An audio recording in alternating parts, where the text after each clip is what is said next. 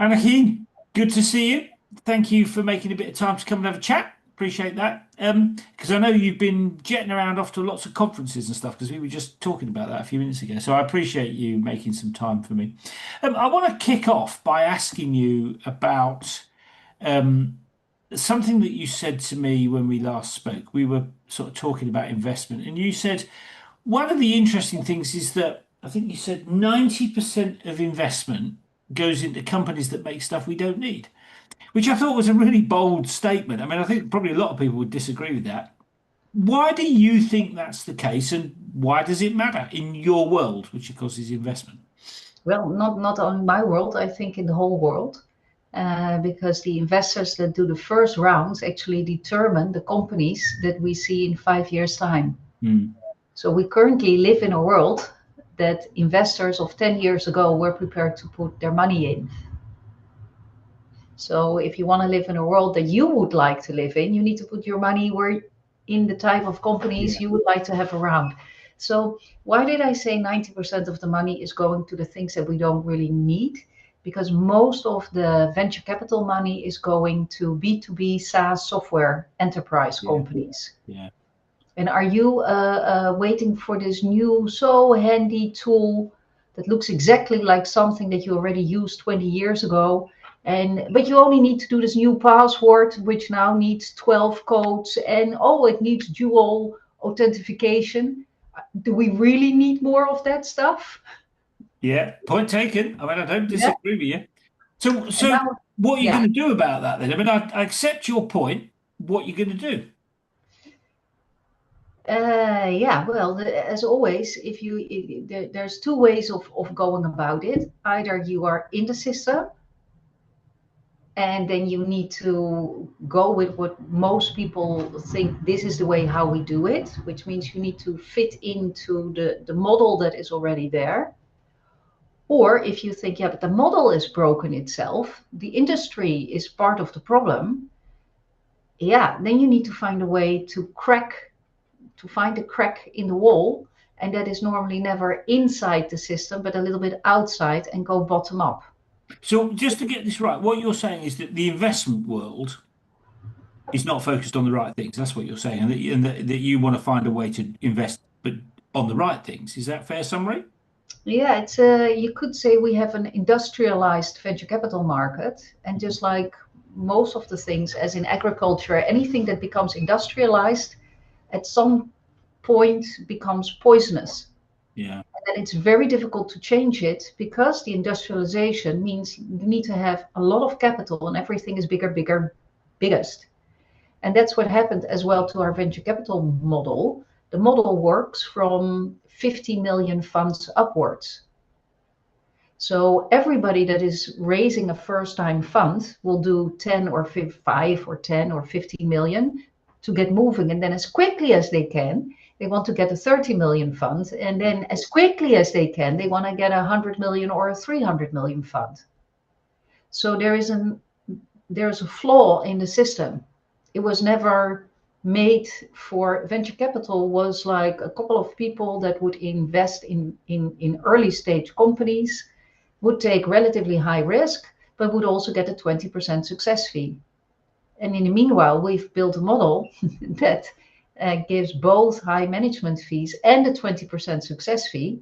But to get the 2% management fees and have a team of maybe 10 people, you need to have a fund of 100 million Yeah, upwards. yeah, yeah. And there's so many of those type of funds around, aren't there? And there's hundreds and hundreds of them.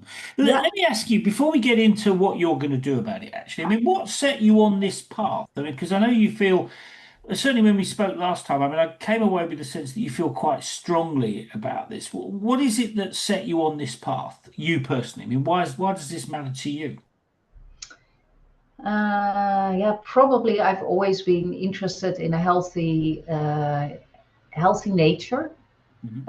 and also in mental health of people.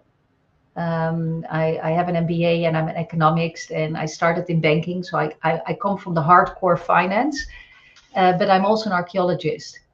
And an archaeologist tries to understand what our culture's like and what happened in the head. Now, when you study archaeology, it's about what happened in the heads of people when while they were interacting in a certain society. And we do that with the remains that we find in the ground. So an economy in itself is also a behavioral psychology type of a sociology type of a science, whereas finance is hardcore calculations. At the same time, when you invest in shares, and I used to be director of investor relations of 2 large listed companies, there's a whole lot of behavioral psychology in there. So, so my own personal interest is that I am a strategy person, and I saw that from the 9 big climate, we have 9 systems on Earth, and they collectively keep this planet in the nice way that it is. They keep the air fresh, they keep the moist from the oceans becoming rain, that then gives the forest, then the forest can give us the food and can loop back into the oceans. And if we do that healthily, we have healthy, abundant fish, we have plenty of animals on this earth, and we have a nice life.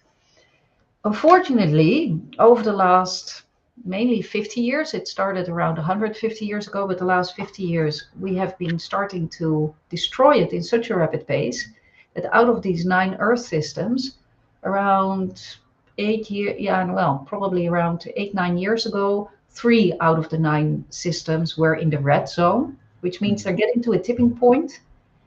And in structural systems, it's a little bit like when you have water that you boil.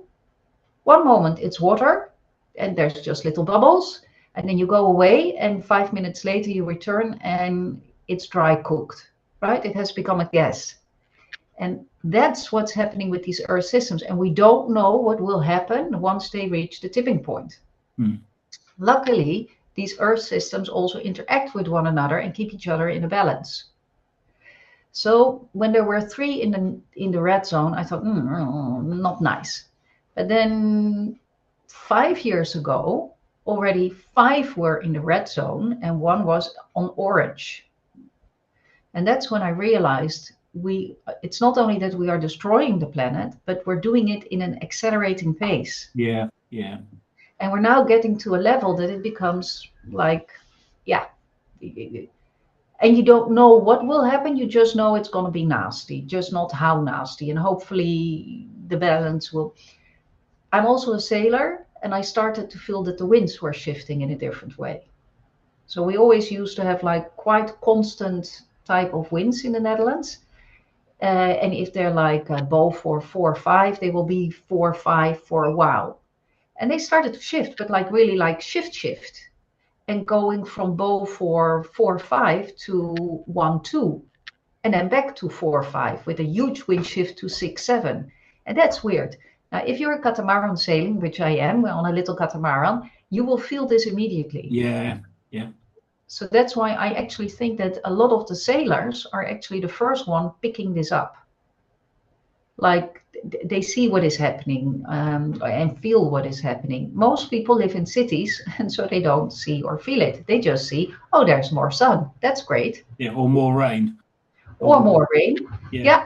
And let me ask you. So I get the point about the kind of damage that we're collectively doing to the climate and to the planet. I mean, I get that. I don't think that's controversial in most circles.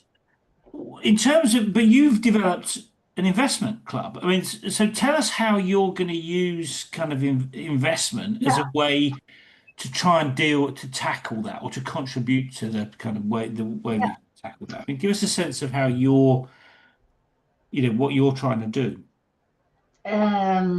Well, then what happened? So around 4 or 5 years ago, when I started to see both. So on the one hand, the acceleration in the destruction, and then you think, well, if there's sufficient money going to the right things, I don't need to take care of it, right? If there would be sufficient finance going to the right project.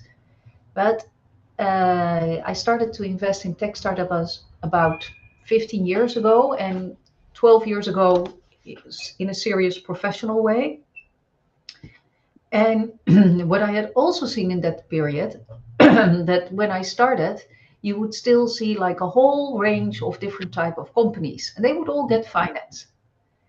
But around, I would say 8, 9 years ago, we got infected by the Silicon Valley virus of the B2B SaaS enterprise.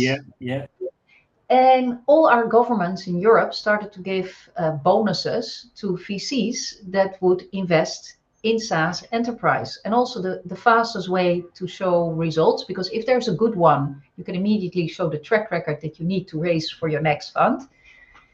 So, for example, in the Netherlands, out of the 35 funds that started with co-finance from our government, 95% were B2B SaaS software.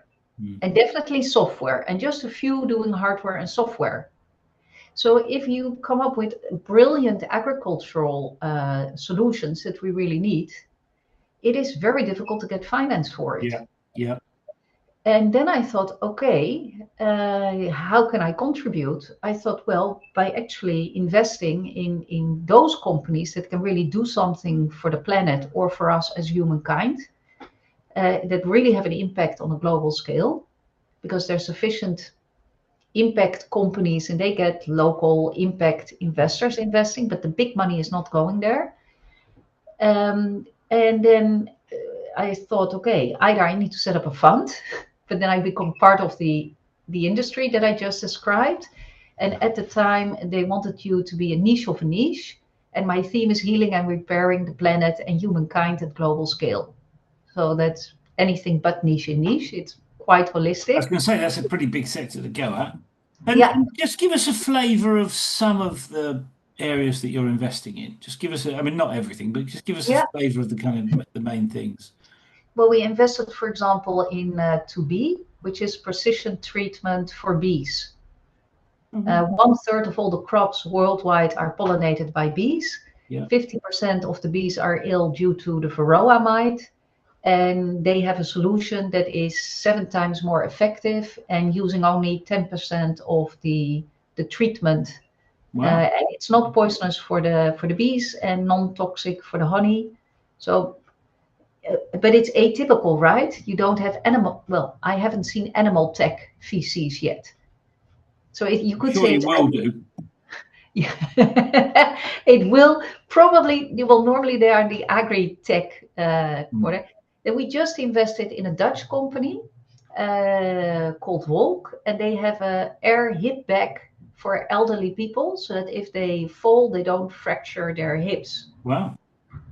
Yeah, and this I didn't know when they, but it's a huge problem in the Netherlands. This is like 1.6 billion in costs.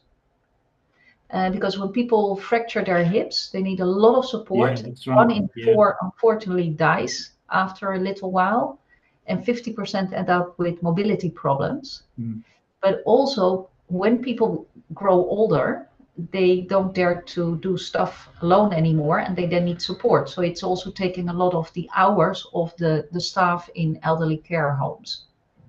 So then we invested in a company that has a solution, a non-toxic solution to replace Roundup. And I think that can make a huge difference, because every time when glyphosate is used, 50% of what it touches actually is killed, and also the living soil. Right. And when you kill the living soil, it becomes basically dead sand, and that sand can't hold the carbon anymore. And so I think 10 to 15% of the global carbon output is actually because we destroy the earth. So if you can solve that, if you can keep the insects alive, if you can keep everything living in the soil alive, that's catalytic impact. Yeah. Okay. And that's a very good example, actually. I mean, I can see why. I can see exactly what you're looking for there. It'll have a big impact, won't it, once you start to scale that? Yeah.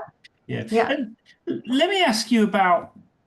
I mean, all the entrepreneurs I talk to will tell you that building a business is like riding a roller coaster. You know, good days, bad days, and so on. What is it about this that if you like, encourages you to kind of bounce out of bed every morning to ride that roller coaster? I mean, what is it about this that matters to you personally? Because you could do lots of things, couldn't you? Yeah, yeah. Yeah. So what motivates me is on the one hand to find the hidden jewels. Yeah. I am an archaeologist and I'm a treasure hunter. So that I love to find little statues in the ground, and I love to find these hidden jewels that you think, okay, if they get some money and they get some support, in 2 years they can be amazing success, and then everybody will see it. And when Mm. everybody will see it, the price will go up. And so that's the treasure hunter in me. Um, but also that I think they really make the impact. And I mean, if you put your time and attention to something, Mm. in my case, I now got to that phase in my life that I say, okay, I only want to, where can I really put my talent to use, where it has the most impact. And in a way, by doing these deal by deal investments, it Mm. also gives the agility. So I started doing the stuff that I knew because I come from fintech investing and e-commerce, and so I know the rules of the game. Mm. Then you need to learn a little bit in different industries, because if it's like the non-toxic alternative, yeah, you need to discover how does it work. But it's like pharmacy. It takes more time, and then one of the big companies comes and buy them, right? That's in essence, as an investor, what you have to understand. But now what I'm seeing, I'm since last year, I'm getting all these projects in the Amazons on my path. Oh, wow. So first 3 projects in Brazil, and then 2 projects in Colombia, and then a project in Bolivia. And then I started to connect the dots because they're all part of the last flying river that we have in the Amazon. So just And tell people, I mean, most people won't have heard of the Flying River. I mean, tell us what that means. well, if you have Latin America, then basically the water from the ocean comes above the tree level of Brazil and Suriname, that the top level of the Amazon. And basically it's being carried, the air with water is being carried over the canopy of the trees. And then the trees suck the water into the Amazon, and they become the big rivers of the Yeah. Amazon. Yeah. Now, once it hits where like Brazil, Venezuela hits Colombia, and where it goes down, that's actually where it changes. And that's when the trees suck up the water from the Amazon and Right. carry it over the tree level. So it becomes again, it's a flying river, but not a flying river going in, but a flying river going up. Yeah. And that actually becomes the rain that gets carried to Africa, Middle East, and Europe. So you can imagine that if something in that system doesn't work anymore, Yeah, we have a it's major going to cause a problem. bit of a problem, isn't it? And we had 4 rivers, and we only have the northern one left. Mm. So, and it turned out all these projects were on this flying river, which also happens to be a huge part, the last jaguar corridor, which makes sense because where you have the jungle, you also have the jaguar, but the jaguar needs to be able to move, Yeah. otherwise they. Yeah. So they are connected. Uh, and then I thought, okay, how can you actually protect the Amazon, because it's extremely important for all of us. And all these projects were kind of on the small side. Like you would have a local community that they need a school, they need a little hospital, they need a canoe with so that they can actually go to places. And then you think, yeah, but how can you finance that? It's like far away. And now suddenly, I was at Change Now in Paris. We talked about it Yeah. a Yeah. week ago. And I met this really great company that a tech entrepreneur that sold his business also sees the same problem and started to replant in Colombia. And he's now going to do it in Brazil as well, Right. but in the high tech style, which means scaling. So they've now proven that it works, the POC, and now they're moving to the next level. Yeah. And then I'm thinking, okay, it will offer 12% per annum. That's not bad if you have a big brand, big corporate that is willing to take off the carbon credits. Well, I'm gonna investigate it, and if I think this is a good risk reward type of investment, I will go back to my investors. Now, if I would be a fund, I could not be doing that. Yeah. But what Then I you're also saying is it's not just about individual companies. It's about what those companies collectively are doing to tackle what is because those companies will have a relatively small impact in their area, but you're talking about how they collectively can have an impact that is, if you like, greater than the sum of the parts. Is that a fair summary? That's it. Yeah. And therefore, you need some of the parties that can actually think big and act big, Mm. but a number of them will stay small. And at the same time, we're also now getting finance structure. So I'm looking at a Jaguar bond of 50 million that will actually tackle this also at a larger Yeah. scale. Yeah. But and there was a problem that I also saw like a couple of years ago. I thought, yeah, there's these billions that want to invest in nature. And then you have a local, well, I can't say tribe anymore, it's nations. So then you have a local nation in the Amazon with 100 people.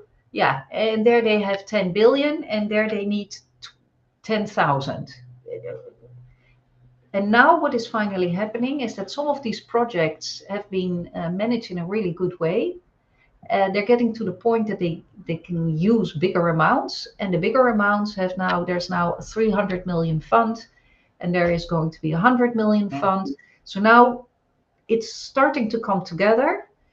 And then I think, okay, if we can help by catalyzing, but we're investors, so we want a good return for the risk that we take.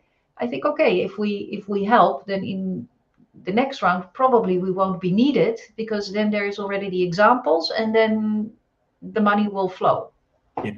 And I mean, building a business is hard work. I mean, how do you feel about being the CEO? I mean, and when I say CEO, what I really mean is Chief Everything Officer, because the thing about small businesses like yours that don't employ thousands of people is, you end up kind of having to keep track of everything, don't you? I mean, how do you feel about that? Because if you've got lots and lots of different investments, I mean, it gets quite complicated, doesn't it? Yes. So therefore, I've been an entrepreneur for 20 years. Mhm. So when I started the Catalyst Impact Investment Club, I thought, okay, I have to discover a new system, and I know what I don't want anymore from running the other businesses. So I thought, okay, I want this to become as quickly as possible self-steering. And from the start, I thought I want to have the steward ownership model. So just before we get into that, what do you mean by self-steering, and what do you mean by the steward ownership model? I mean, just to clarify that for people. Yeah. Well, self-steering is that hopefully people find each other. So Yeah. therefore, you have to do as minimal effort as possible as head of a company. Um, and steward ownership is that you do not see yourself as owning a company that will be sold at some point, but that the purpose is the main what you try to achieve, which means from the start you need to think, I'm mortal, at some point I will be away. How do we set up a structure that gives the animal that we are creating a good chance to It's about survive? thinking long term. Yes, it's very long term. And the difficult thing is, of course, that venture capital is the opposite. It Yeah. is basically made for little Vikings, right? That Little go out. Vikings, just to tell me what you mean by little Vikings. What do you mean Well, by that? it's the Anglo-Saxon model. In essence, we have a couple of guys. They go out hunting. They find the right targets.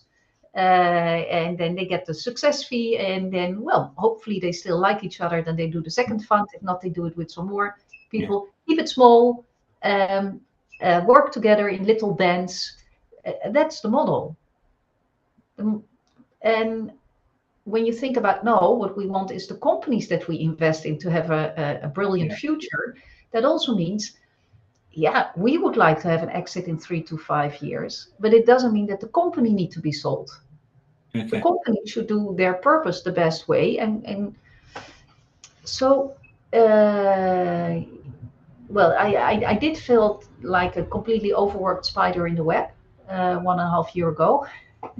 The typical founder, CEO of Yeah. a Yeah. small company. And I actually had corona and high fever, and then I saw an octopus. And then the next day, when the fever had come down, I thought, why did I see an octopus? Let me check this out. And I discovered an octopus actually has 9 brains. They Mhm. have a central brain, but each arm also has a brain.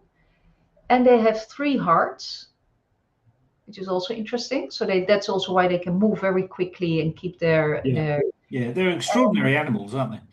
yes, and very agile. And then I thought, that's it. Instead of overworked spider in the web, we need to set up an octopus. So we now have an octopus organization with different arms that are all intelligent and they do work together. So we have some of our members. So I basically have a voluntary organization. At the moment, nobody gets paid. We have an advisory investment committee. We have a incoming deals arm. We have the different, and we decided this year that we will start asking like for a fee of our members so that we can actually get somebody that can become the club manager. Yeah. Uh, and that should free me up then as well so that I can do other stuff. Um, and the 20% success fee that we charge when we invest goes to a foundation that has the same purpose, healing and repairing the planet and humankind at global scale, so that we're setting up a completely new regenerative venture capital model. And once it's there, it can be followed. Yeah, I'd be interested to see how it plays out, actually. I mean, that whole idea of regenerative businesses is just kind of it's just emerging now, isn't it? Businesses that really make a positive contribution, not just Yeah. cut waste or cut emissions, but actually add to the regeneration of the country. I mean, that's a really interesting idea there. And when I mean, you've been on the journey for a little while now. Have you had any particular surprises? Uh, yeah.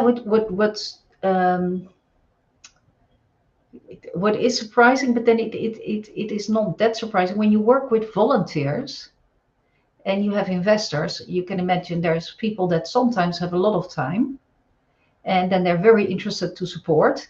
Yeah, And then they start a new study, they start traveling, they think, oh, we're gonna build part of our house or whatever. So what really took me a while to understand, how can you work with a voluntary organization? and how do And let me ask you, how do you do that? Because you're absolutely right. I mean, I imagine it's like herding sheep, or herding cats or something. that's I mean, yeah. how do you do that? I mean, what is your take on how to make that work? Well, I think you need to know your investors really well, because if I know what your talent is, then it's much easier for me to think if we have a company that fits into your specialization or your field. But also, what we now do is we just started this last month. We checked in, threw it in our general WhatsApp group. Who can help over the next 3 months? And 5 people said, I can help. They also said, yeah, this and this date I can't because I'm on holidays. Okay, I'm not going to remember that. But I think, okay, we now have 5 people that on top of the people that are already like in a function for a while, that can help for the next 3 months. Okay, well, in after 3 months, we're after the summer, we will ask again and then see who can then help. So it's I think it's more being more agile Yeah, and accepting that we are. Yeah, I have a couple of entrepreneurs that sold their business, and then first they have a lot of time, then they think, oh, I want to learn more about artificial intelligence or about data scientists, and now they start a company again because the energy goes where it goes, right? yeah, yeah, So yeah, yeah. Yeah. And then I think, okay, yeah, the good thing is we now have two people that have studied the latest on artificial intelligence. So if now I get a company that is and catalytic impact and AI, I have two people that actually know something about it. Yeah, yeah. And in terms of the ethics involved here, I mean, you've got a lot of potentially competing incentives. You've got a lot of people that, that they're voluntary, as you pointed out, which means they can opt out at any point. I mean, what are the ethical issues that you have had to deal with around this? Because it sounds quite complicated. And where do you see ethical issues? Sorry, say that again. Where do you see potential ethical conflicts? Where do Well, you see? you've got people notionally all about regenerating the environment, but there is also financial incentives within there, aren't there, where people want to make money and I'm just wondering how you manage those challenges because you need businesses to make money, or you've got no money No, to invest. So it's I, step one is okay, we have we are financial investors, so I'm just as tough as any VC, but we start with catalytic impact. So we first say, okay, what can this company really do okay. into healing and repairing the planet or humankind at global scale? So Where that's can about selecting the right places to invest in. Well, the right places come to us. So, to give you an idea, I was okay. When I went to Change Now this year, my focus was on can we find companies that protect the oceans? Right. Well, there's a whole lot of them, but most of them have solutions for either plastic not reaching the ocean or getting plastic out of the ocean, and they're not really investable for a club like ours. It's not catalytic impact, it's too local, it's difficult as an investment case. So I was kind of disappointed. And Right. then I met one of the founders of a German company I invested in, and I explained to him what I was looking for. He said, "Oh, as part of our Berlin delegation, there is this founder, and she's doing something in ocean. Shall I connect you?" I said, "Yeah, that's a great idea." So he connected me. It turns out she's new in the company, and we have been following this company already for 2.5 years. And now I think they are investable, Mm. or we're going to investigate if it's investable if we want to invest. So uh, you never know. So one is finding actually the right investment cases, Mm. and then we collectively do the analysis and the deep dive. So we do a consultative deep dive where we Yeah. actually look at the companies, but we also give them a lot of advices. And so that if we invest, we are basically looking for a good return like any investor. Right. And I also would like to invest with other good investors. And what is a good investor? It's not only somebody that knows their profession, but also somebody that I can trust.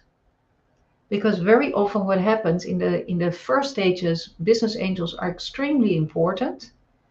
And then when the larger rounds come, yeah, we keep doing our 150K to 300K type of tickets.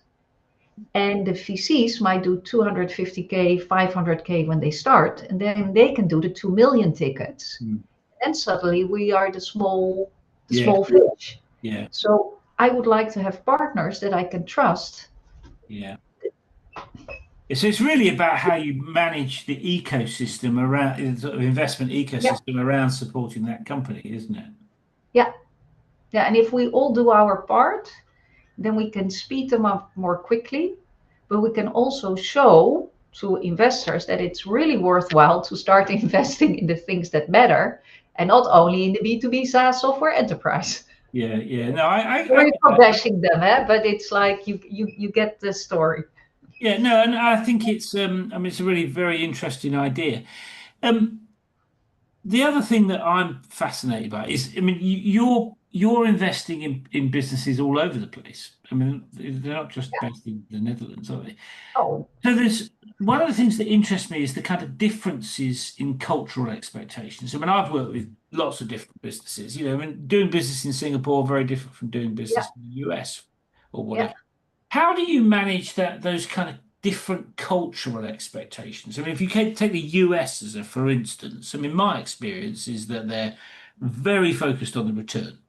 In one sense, they're not kind of bothered about a lot of other stuff. They just want the return. Whereas other places seem to have a more laid back set of expectations. I mean, what's your feeling about navigating that, given what you want to do? Yeah, that's the fine balance that you Yeah, need to find, because we would like to have exits in 3 to 5 years, yeah, which means at some point the companies also need to be able to do the bigger rounds so yeah, that we can have a secondary. If it's not going to be an IPO or that we have to wait until they exit, they should be able to grow sufficiently fast enough that at some point they will raise the bigger, like the 5 to 10 million type of yeah. tickets.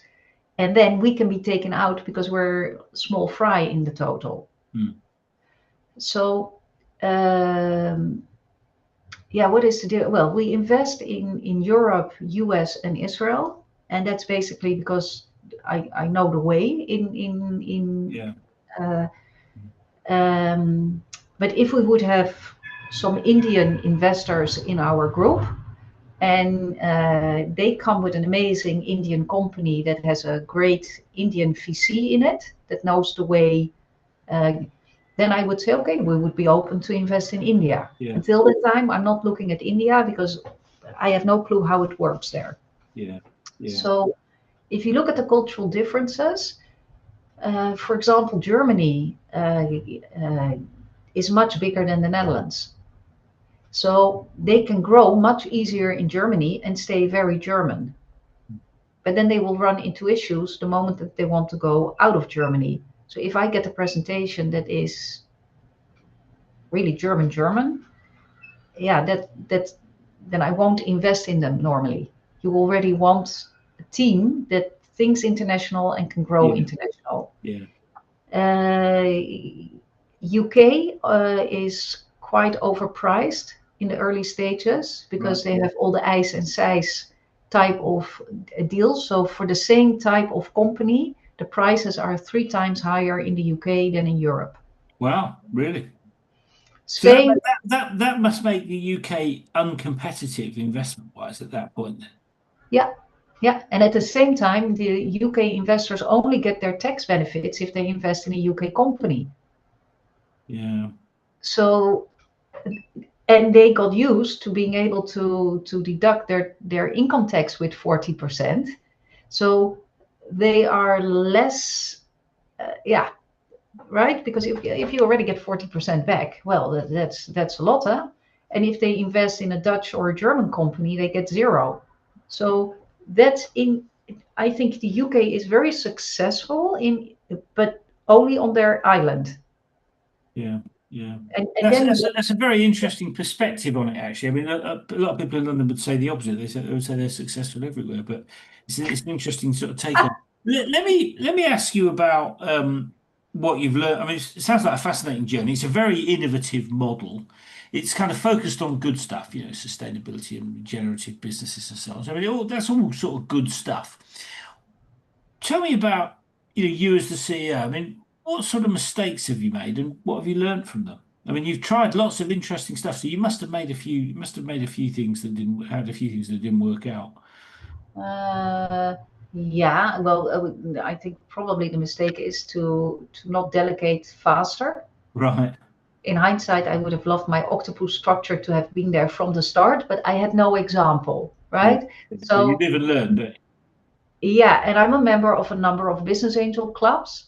So you have models, but if you want to do something different and there is not yet a model, then you only discover normally the hard way by by becoming an overworked spider in the web and then thinking, "Hello, this needs to change," right?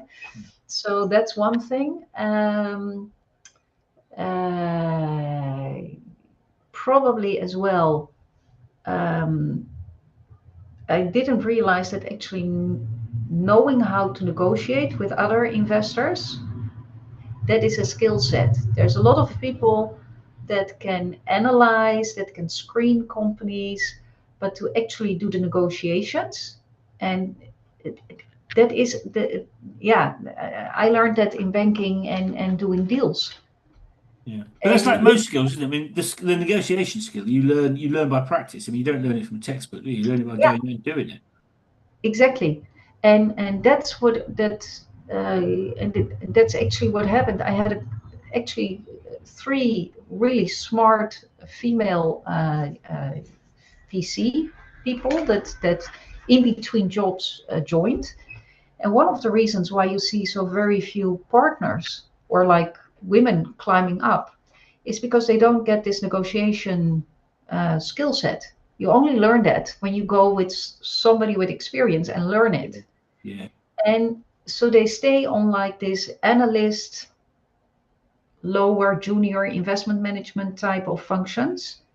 And I think if they would get that skill set sooner, they would move much faster. So one of the things that we always say, okay, if you join us, you can do the deal from A to Z, you can be part of it. So it becomes part of your Well, I guess toolbox. it's about building the capacity of your people as well, though, isn't it? Because the more people you've got that are good at those sorts of things, the better the business will be. Yeah.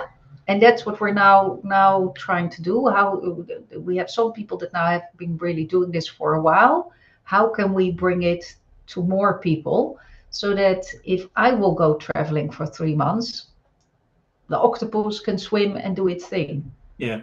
And let me ask you, because one of the things, I don't know what it's like in Amsterdam or in the Netherlands, but one of the things there's been a lot of talk about here is the fact that very little VC money goes to female founders, which just, I mean, I just don't get that. I just don't understand why that's the case. I mean, I've met loads of female founders and they will simply to be pretty capable. They're No, certainly as capable as many of the male founders I've met. So what's your take on that issue? I mean, why is that still happening? And what do you think well, you should do it, about it's very simple. Out of the business angels, about 5% are women. it? Right. So 95% are men, and the 95% men are normally white, So they're 55. short, fat, grey-haired old blokes like me, really, aren't they? Yes, and very often they had their own tech business that they Yeah. sold.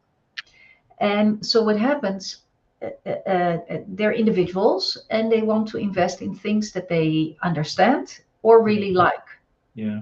So if you're a woman and you come up with an amazing solution for women or small children or whatever, yeah, then the people that understand that actually don't invest in startups. And the people that do invest in startups don't really understand it, don't really want to make the effort to understand it, because there's plenty of these software companies around in businesses that they do understand.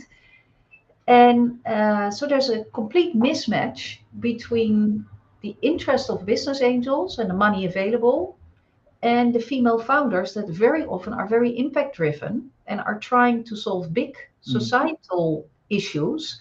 But most of the investors are tech guys that are not really societal Yeah. Yeah. driven, they're See, tech driven. which is it's a difficult problem to kind of unwind that, isn't it? Because there's no easy answer to changing that. It's not as if you just do A, B, and C and it will be No, fixed. It's a no, bit more complex than that. I think the way to do it would probably be if male tech investors would say, okay, I'm just going to do 10% into social impact. Right. Because when you start investing in social impact enterprises, 80% are women and young people. So you automatically then will shift. So that's about doing a pledge. I'm actually a member of PIM, Pledge Your Money, which is investors that invest with a purpose. And that could be a way of doing it, just like you give 10% to charity. Well, invest 10% in impact entrepreneurs Mm. that maybe the return is not going to be very high, but it's actually doing something for society. And the other thing is because there's also great women, female tech founders. But is actually to have more women invest. Mm. And that's actually also a That skill. is changing, isn't it? That's my understanding. It is changing. More women are becoming investors slowly. Yeah, but they do relatively small amounts. Yeah. So But there are now some really big groups, so it is changing. You have, for example, Encourage Ventures, which is a very successful group from Germany, and they've moved into France as well. And they are, if you have countries where you have like family-owned businesses, big family-owned businesses, you see that women invest also much more. Yeah. But if you have countries where there's a lot of professional women, like we have in the Netherlands, they are not really, investing is kind of scary. So you have a house. Risky, isn't it? It's risky because there's a good chance you'll lose some money. So yeah, and it's part. let me ask you about you. I mean, what is it that, I mean, whenever we've spoken about this, you always come across as hugely passionate about it. What is it that you enjoy about it? I mean, because it's quite a tough, investing is a tough thing to get right, but you seem to really enjoy it. What is it that you enjoy about it? You see the trends. You really see what's happening and the latest trends. You have the energy of the founders Mhm. that are really passionate about changing a big problem, and that also have the drive to make that change. So basically, with our money, I see money just as frozen energy. Okay. So you put it to work, and you put it to work to the people that will actually put their own energy into making it happen. Okay, that's a really interesting way of looking at it, actually, that it's frozen energy. I think that's, and then because you're just unfreezing it, aren't you, when you're deploying it? Yeah, that's a really Yeah. And interesting then the question perspective. is, who will be the people that will, so the way that I look at it, and that's why I think it's regenerative capital, the chances of them delivering, because they are intrinsically motivated and they're solving a problem that the world needs to be solved, you're not pushing it. It's mainly more regulation that is the hindrance, because there are clients already for it. It's very often, so once they get out there, then also the chances that there will be a strategic buyer for these companies is also bigger, Mm. because they are really solving an issue that needs to be solved. And then you get your money faster back with Yeah. It's kind of hopefully an less. upward spiral. It's kind of an upward spiral, isn't it? Yeah. So Yeah. that's the idea. Yeah. No, I can see the appeal of that, definitely. And let me ask you, if you were starting again, is there anything you'd do differently? Well, probably I wouldn't start it again anymore, Oh, because really? Why is that? Why do you say that? because I'm now getting to the phase in my life that I think other things become more important. And I've Right. now seen, I've invested, I just said it this morning, I invested in about 30 companies myself directly.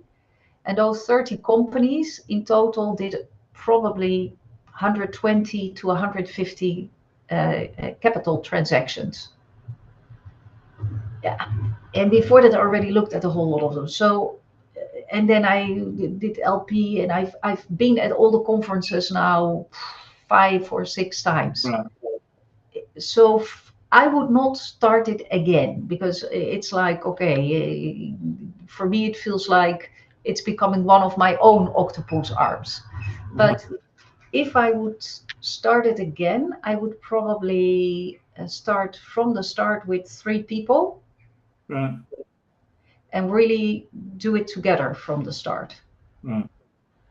It's the classical thing, like all startups, you start something, and then because you're really intrinsically motivated. Um, but at the time, it was, yeah, I couldn't find those 2 people. So, but I think if I would do it again, I would start with 3 people from the start. Mm. And is there any advice that you would offer to somebody starting out, a rookie CEO starting out on your journey? Well, if they would be a founder of a business angel club, so really uh, be aware that it takes a long time for the model to start working.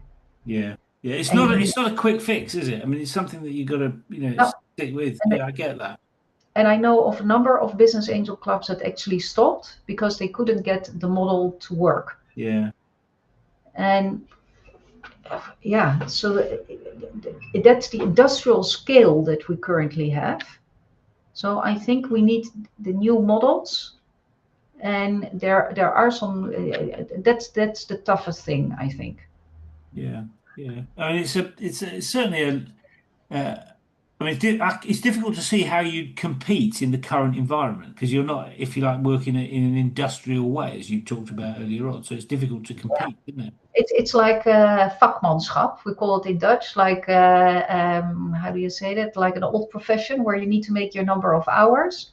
But then at the same time, if you work, I worked when I started at Mace Pearson, we were like a team that really we did our own thing, and then we would work together when it was needed on a very agile way.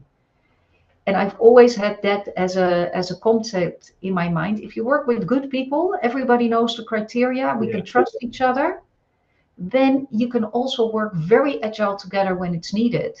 And the rest of the time, you need to find a system where basically you can float around without too much effort. And then when it's needed, we can come together really quickly and move yeah, very agile. yeah. And that's what we have now. And that took me 3.5 years to build together with a small core group and then some more people and then more people. And I think now we're getting to the point that the octopus is 80% self-steering. Wow. Well, I mean, I think that's really good advice, actually. I mean, what you're saying is surround yourself with good people and create a system that works. I mean, that seems to me to be pretty good advice Yeah. in terms of building a company. One last thing that I'd like to ask before we wind up. What would you like your legacy to be? I mean, you're talking about wanting to get out at some point in the relatively near future. What do you think your legacy will be? What do you want it to be? Well, then we've created a regenerative venture capital model and an alternative to the venture funds to the industrialize in Yep. a way, just like you have the first regenerative farmers, the pioneers. Yeah, Well, yeah. we are a pioneer in regenerative capital.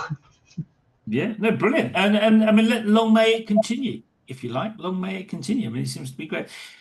Thank you for making a bit of time to come and have a chat. I mean, it's a fascinating area that you're in. And I mean, I love the fact that your model is so different to the conventional wisdom. My father was an engineer, and he always said to me, conventional wisdom is always wrong. The question is, in what way is it wrong? And it seems to be you found the way that Yeah, conventional wisdom is wrong, and you're developing something really new and different that will have, hopefully, a really positive impact. So thanks for sharing that story with us. I mean, I really appreciate that. most welcome. And thank you for having me on the Chief Uncensored. Thanks for coming on. See ya. Bye bye.